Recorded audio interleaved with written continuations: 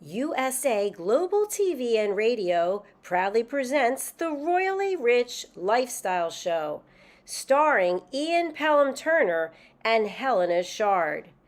Brought to you in part by the British School of Excellence, Investors in People.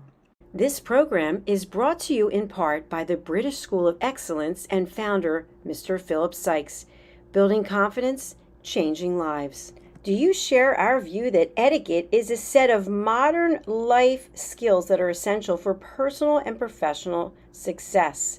Join us as an etiquette coach and change people's lives through the power of etiquette and manners.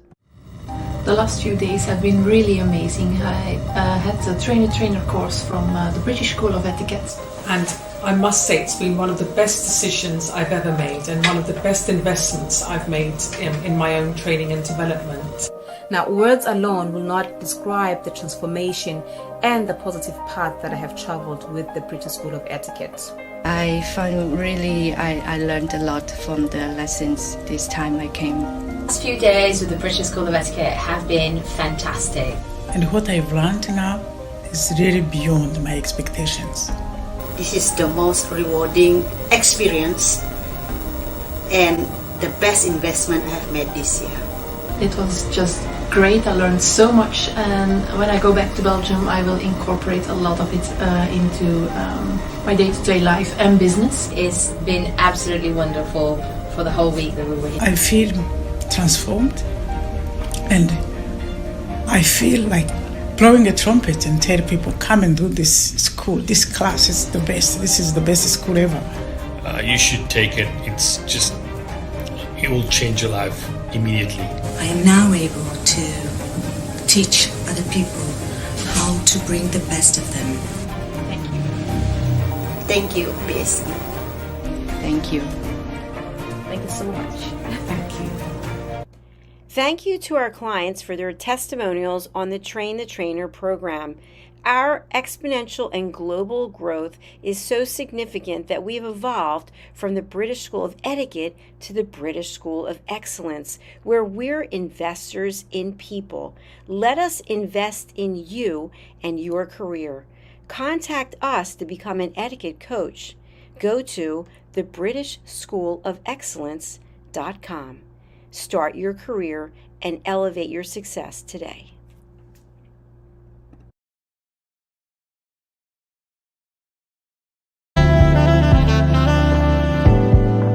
Welcome to USA Global TV and Radio, where our mission is to provide education, entertainment, hope, and inspiration. USA Global TV and Radio connects you with experts and audiences all around the world every single day to help you succeed in business and to live a richer life. Visit us at usaglobaltv.com to learn about career and life-changing training and mentoring programs like the Listening Mentor. Subscribe to our newsletter to stay informed about our special programs and offers. Discover how you can become a guest on one of our shows or a host or producer of a USA Global TV and Radio show of your very own. That's USA Global TV and Radio, where the doctor is always in.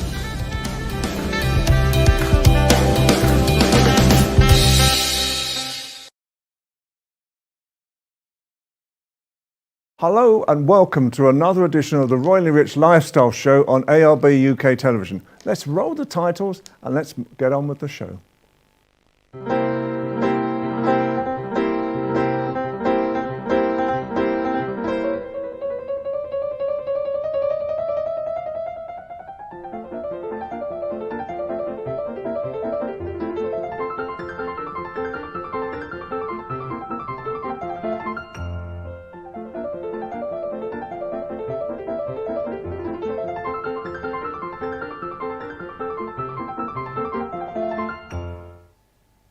Well, we've got another packed show for you today, starting off with some of the royal news. Unfortunately, my colleague Helena CHARD, she's in Sweden today, but she will be back next week to add her views on the royal family at the same time. But starting off with Kate.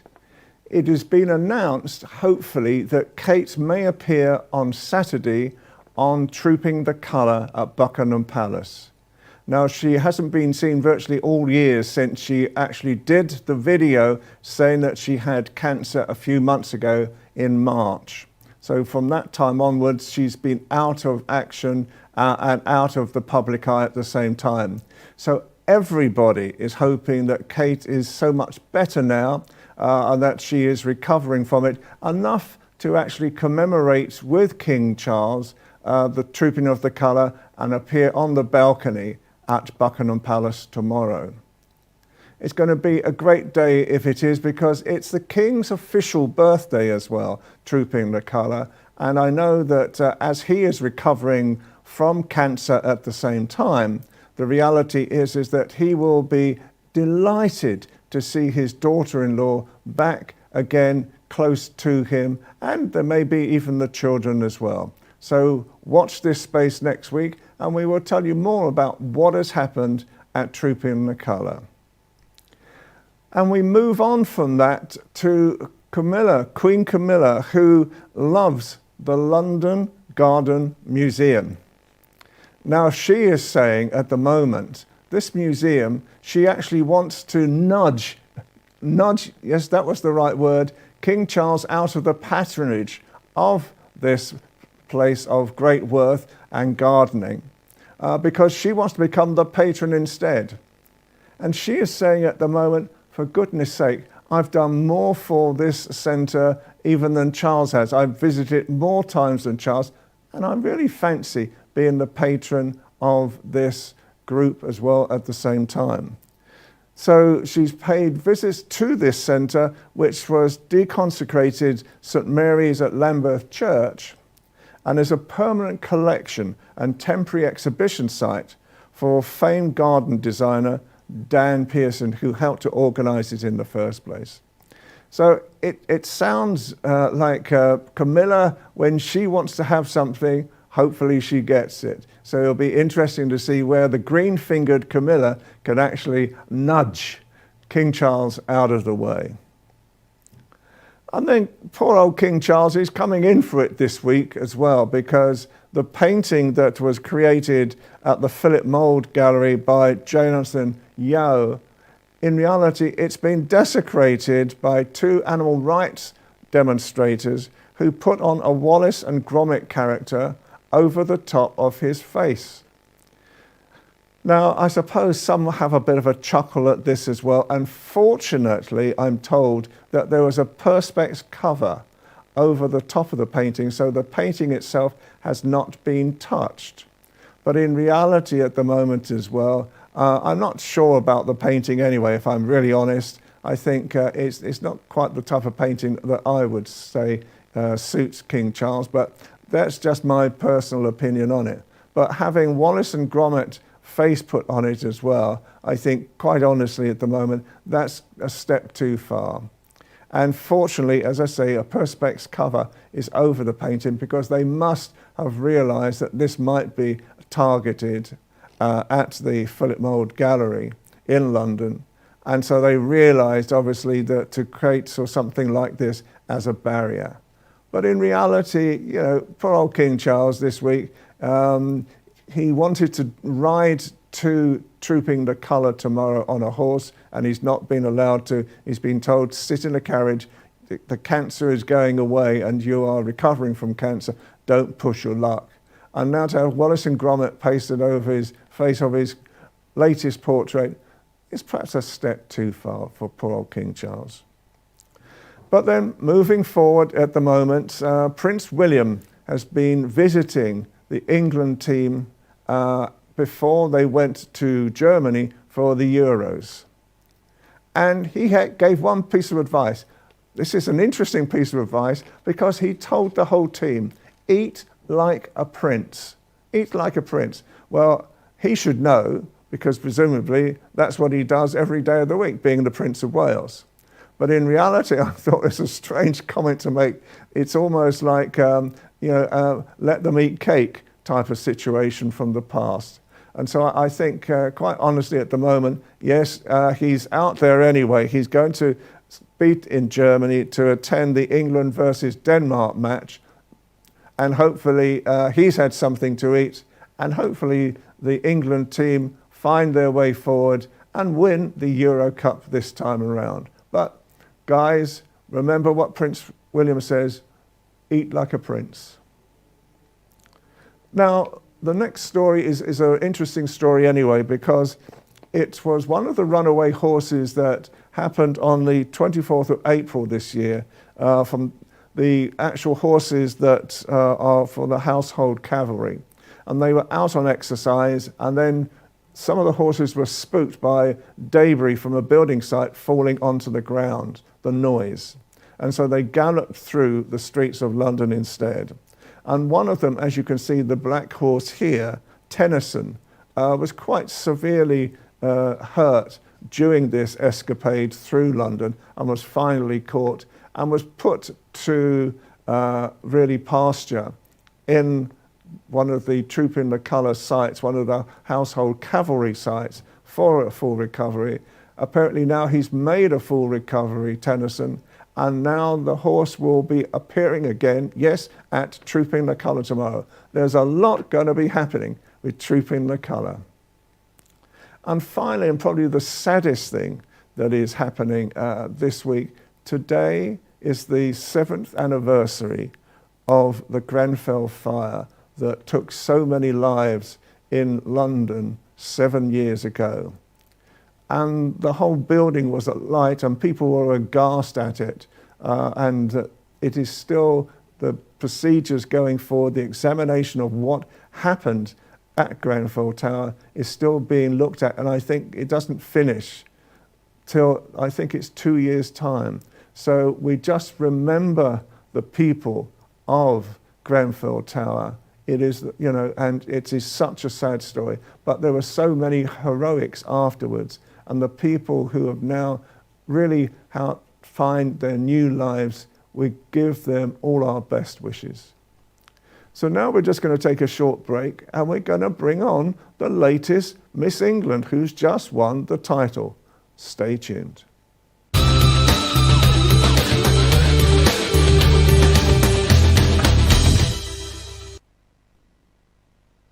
So welcome back.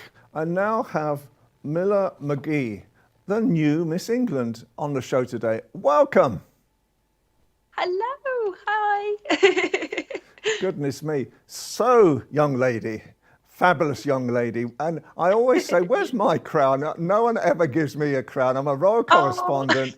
I work across the world and no one ever gives me a crown. But anyway, who am I to complain when I've got Miss England? We all have our own crowns. Who am I to complain? We all wear our own. So, what's it like to be Miss England?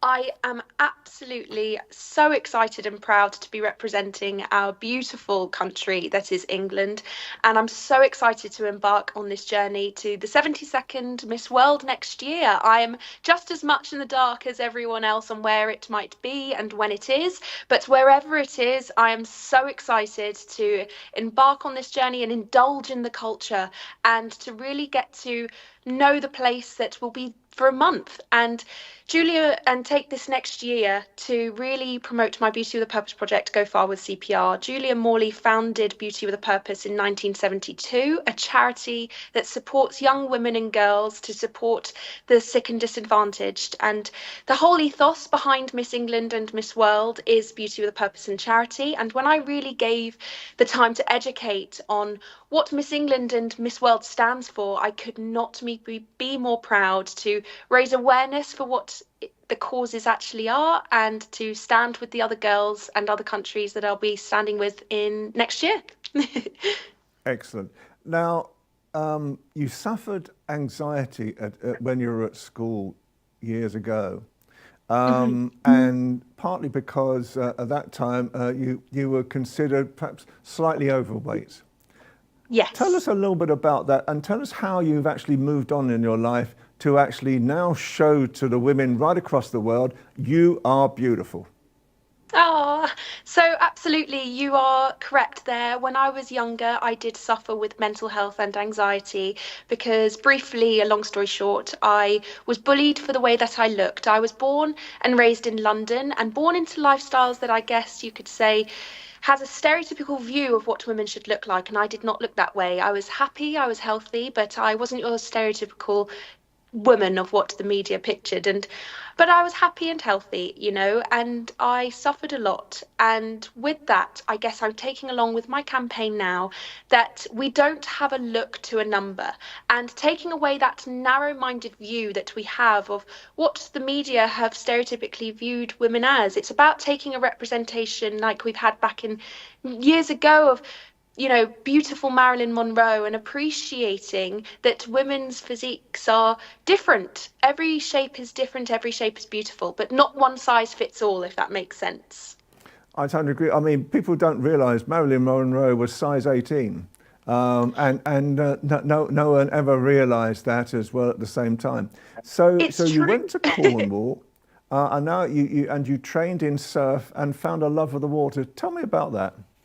So this is correct. So at a time when I struggled mentally because of what I previously mentioned with, body image and, struggling with pressures around me to sort of fit in and conform, I found a love of the water. I've always been a water baby. I've always swum ever since I was a little girl. And with that love of the water came a passion for surfing. And as soon as I could, I moved down to Newquay. I became a lifeguard because I've always had a passion for training in this life-saving skill and having the knowledge to save a life with my bare hands. Both of my grandfathers passed away due to heart attacks. And on my paternal side, my auntie was present but did not know how to perform CPR. And it took an hour for the ambulance to respond. And the NHS website does state that if a member of the general public collapses, the difference is with someone knowing how to perform CPR or basic first aid. So I posed the question, why is this not being taught at educational level to our younger generations? And that really is what's drawn me to creating this foundation, Go Far with CPR, and promoting it to take it across schools nationwide and hopefully around the world. Well, we can certainly help you with that as well. One of our main contacts is 800 schools across Britain. So we will, perhaps we can talk to you offline and give you a connection together on that. And so Beauty with a Purpose, tell me about this. So, as I mentioned before briefly, Beauty with a Purpose was founded by Julia Morley in 1972, and it's a charity that helps women and girls in their skills to help the sick and disadvantaged or people around the world. And that's my Beauty with a Purpose project is Go Far with CPR, which is aimed at bringing CPR and basic first aid compulsory into the school curriculum. So by talking already with my local MP, as well as volunteering at my local St John's ambulance, I hope to lobby Parliament at getting this skill mandatory across, starting off nationwide and then eventually across the world. And I think that's a great purpose at the same time. Thank you. The skills to save a life are universal, and it's a skill that, defibrillators are being placed up and down the country, which is an acknowledgement from the government at the importance of this skill. But what learning CPR and first aid does, it teaches our younger generations how to save a life with their bare hands. Absolutely right. So Miller, what's the dream? Oh, well, the dream for me would be to one day have this skill taught mandatory in schools to really equip our future generations with the skill to help save a life. Another part of my campaign is also sustainable living. As a surfer and lifeguard, I see the impact plastic pollution has on our oceans and environment, and the snowball effect that has on our marine life, ecosystems, and eventually us. And I have a motto, it's the simple things we can do for a bigger positive impact for the future of our planet, because we only have one planet, and if the planet isn't healthy and safe, we aren't healthy and safe. And Miller, how important is it for ladies, I think you're a size 16, how important is it for girls of your size, of any size, to enter competitions like Miss England? It's so important, because I really want to be a representation of Miss England isn't about that anymore, about turning up and looking pretty or rocking up with a swimsuit in your suitcase. It's about your purpose. It's about your passions and what you can do to be a positive role model for your community and your country.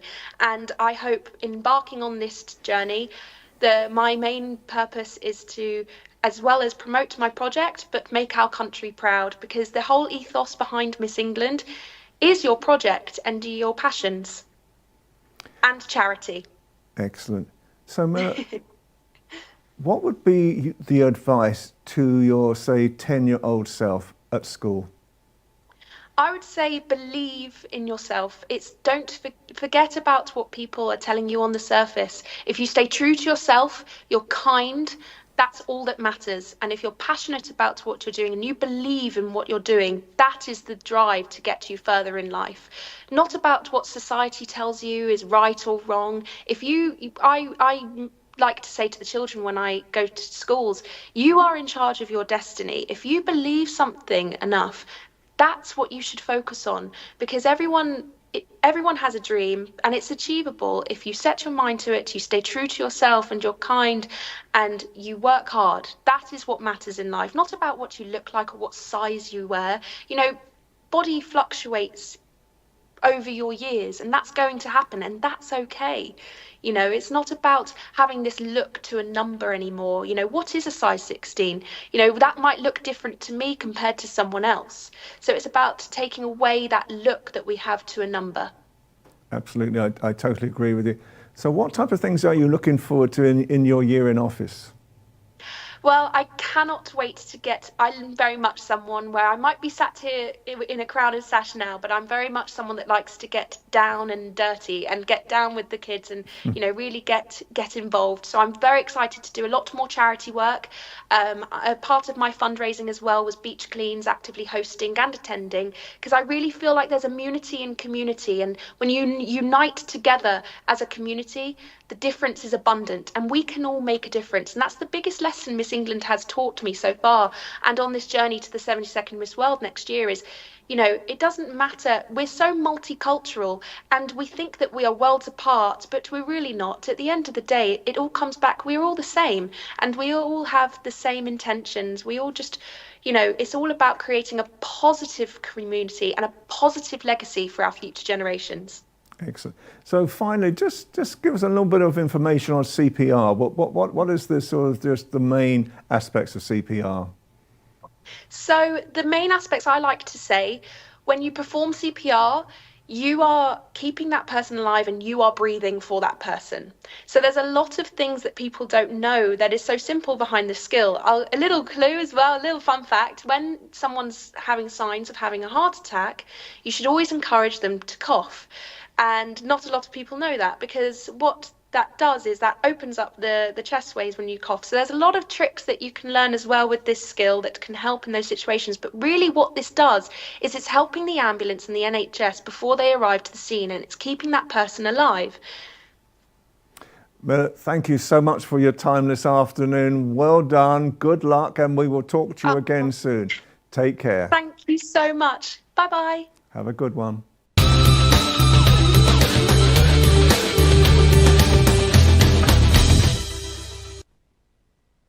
Now, welcome back. So now we have the wonderful Philip Sykes from the British School of Excellence. Philip, good afternoon to you.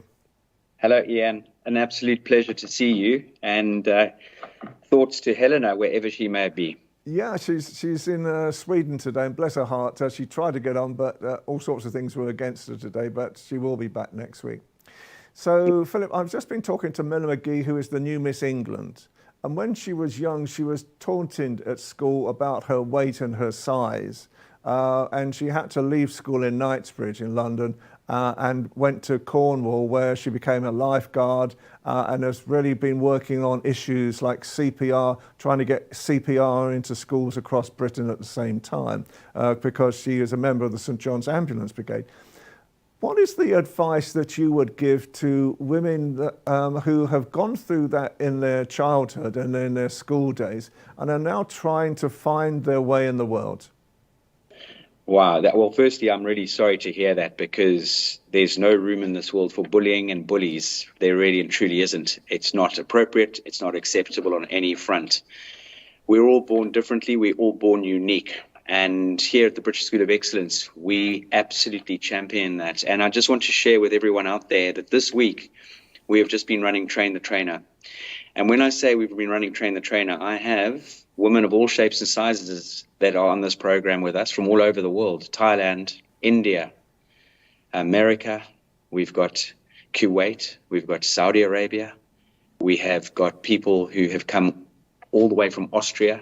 It is unbelievable, the caliber and quality of these amazing women. I have been working this week with 14 women, from doctors to doctorates to just powerhouses. That energy in that room, the talent in that room could save most of the world's problems if we just locked them away, I can assure you that. And I'm a huge fan of women, no matter what shape or size or anything that is untoward from people who say that it is inappropriate and they go out there and tease people. Our guidance and steering with anybody out there is you are unique, and don't let other people tarnish you as an individual. Be around people that appreciate you, be around people that energize you, and be around people that give you that lift and that kick every single day and that support you through thick and thin, no matter what. Bless you. And so are there practices that you can teach people as well, or women especially, on how to gain more confidence? Most definitely, Ian. We do this through various different channels. One of them is working on your emotional intelligence and giving you the key and the skills to working and developing your EQ. The beautiful thing for those of you out there, there's the IQ. IQ is something, our intelligent quotient, which we can't really increase or do much with, but our emotional intelligence we can build and we can grow.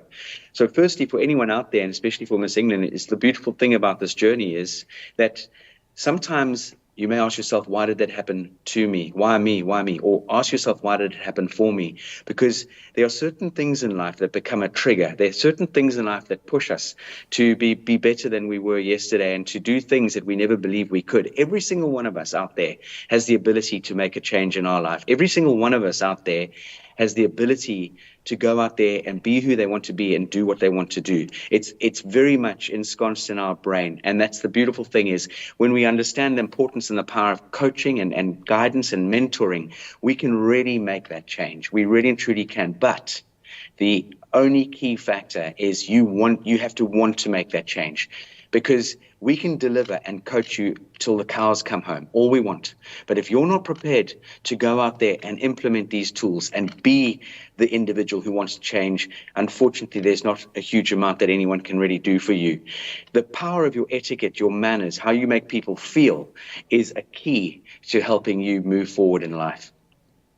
And I believe as well, you obviously have all sorts of other opportunities for people, for example, with how they style themselves, how they present themselves, how they walk, they talk, and so forth. Just give a little bit more on that, please.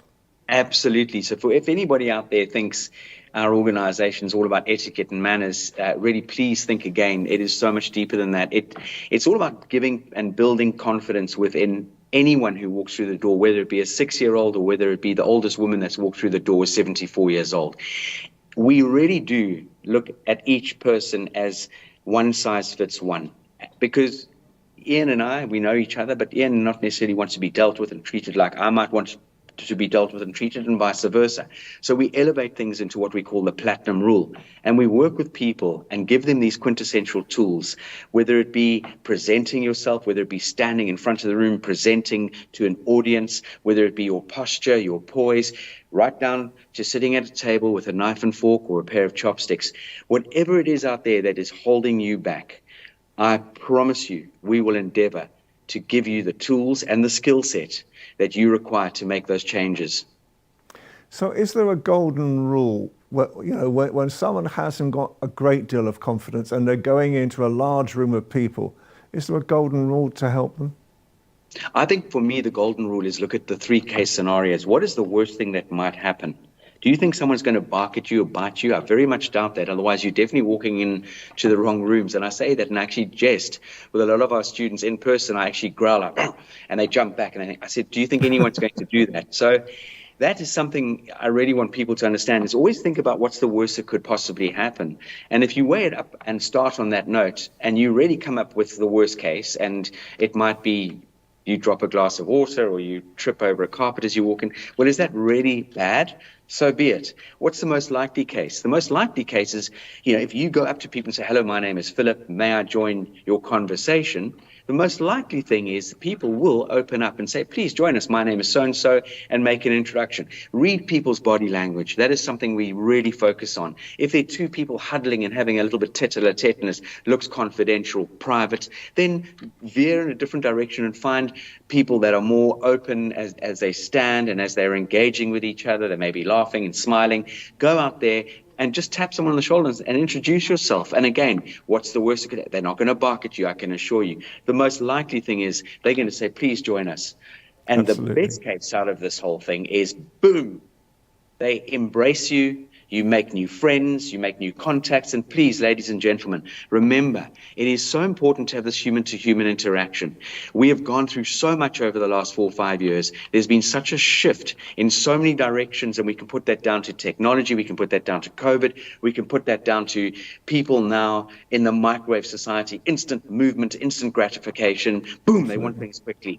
But we really need to start focusing on this human-to-human interaction, and the best case scenario is you build a friend or friends and you build a beautiful network for yourself. Perfect. So just very briefly, Philip, how can people get in contact with you? Please reach out to us at www.thebritishschoolofexcellence.com.